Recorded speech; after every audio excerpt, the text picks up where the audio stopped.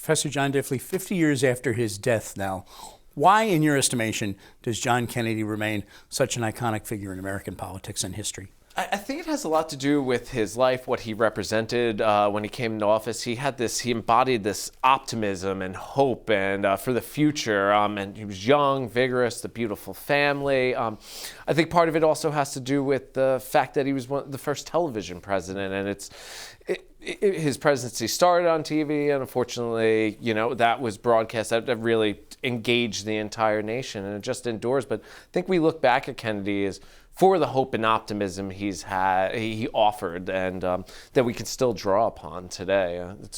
We look at a lot of our presidents that way, from FDR to even Obama, the most recent. That hope and change, it resonates with Americans, I think, and something that we can't get away from. We always want.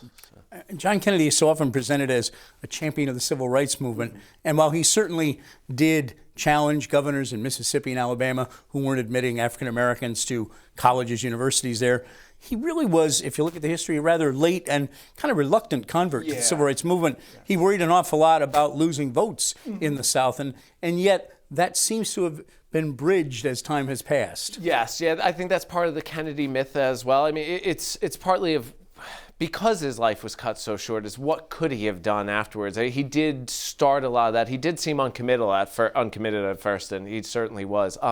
But it's when he went on TV and talked about this, it was the first time a president had connected that, said something like that, seemingly, but in people's homes as well, and saying that African Americans deserved equal rights as well. And so I think it's more, again, the hope thing of what he represented, what he could have achieved. And then when Lyndon Baines Johnson continued, it was sort of an homage to Kennedy in that way. And so even though the achievements weren't there, it's what he started and what he represented for the future. That again, I think that's part of his legacy, is that the hope that was there. So. And again, if you look at the record, especially his congressional record, pretty conservative guy in terms of his votes, but we've come to view him really as a more of a liberal figure because of coming to civil rights a little bit later, and the thoughts about where he was going to be on Vietnam.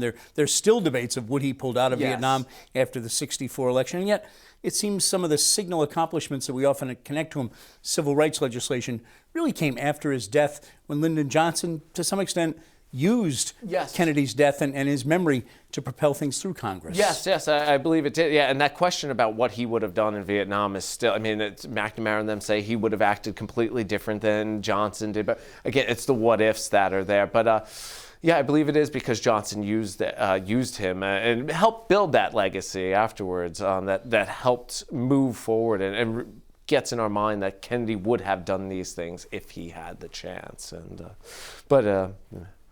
You mentioned a couple of times the first television president, and in particular, from my reading and even distant memory, he used to have weekly, live for the first time, news conferences, and they became very popular programs. Families gathered around to see this attractive, young, and rather humorous president kind of joust with the press, and it put him in a whole different light than any other president before that. Yes, it did. It was his weekly addresses, his press conferences became, as you said, a thing for the family. Everybody tuned in. Even if they didn't have a TV, they'd find that. And it was having the president. Presidents had been in the home through the radio, but this was something different of seeing him there. It almost felt like he was more there, and it really resonated. And even afterwards, going forward, how many politicians emulate Kennedy in that style? You said the humor, the looks, and it's something that just resonated with people and just fascinated them, and continues to today.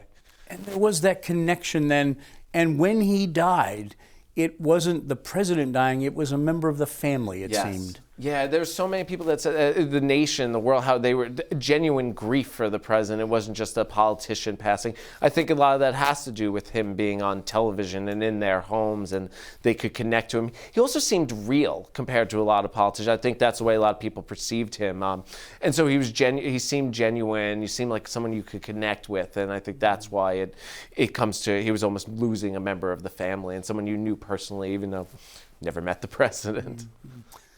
We hear so often now that he inspired a generation or generations to become involved in public service. And I think of people like President Bill Clinton talks about it. Our own Congressman Richie Neal talks about holding a sign for John F. Kennedy when I think he would have been 8 or 9 years old. Is that really in some ways JFK's lasting legacy? I think it is. It's the inspiration. He energized the youth like no one had before, and really few presidents have since. I mean, I think the closest was Obama with getting out the youth vote and that connection. It's just he just had that ability. I mean, people still join the Peace Corps. It's still a big thing to want to get involved with in this spirit of sacrifice and doing well for the nation. I think that is part of his legacy too, and that has to do with the optimism that we can have and build a better future. So. Because we can, especially now in the internet age, bring up videos of John Kennedy, and this goes on, do you think he will have, even beyond 50-year mark now, some lasting impact on American politics into the future? Yes, I think he will. Again, because the video is out there and it will continue to be out there, I think, and many presidents, we look at them when we see politicians, are they Kennedy-esque, are they have these Kennedy qualities? And I think that will something that is just going to just stay around. He had style, he had that, the TV presence, and as I think others will try to emulate it.